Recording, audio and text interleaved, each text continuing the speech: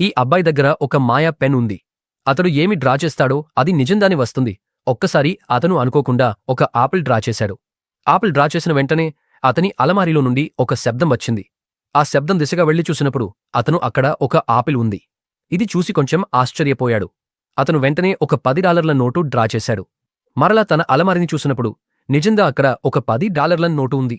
ఆ అబ్బాయి ఆ నోటు చూసి చాలా సంతోషించాడు.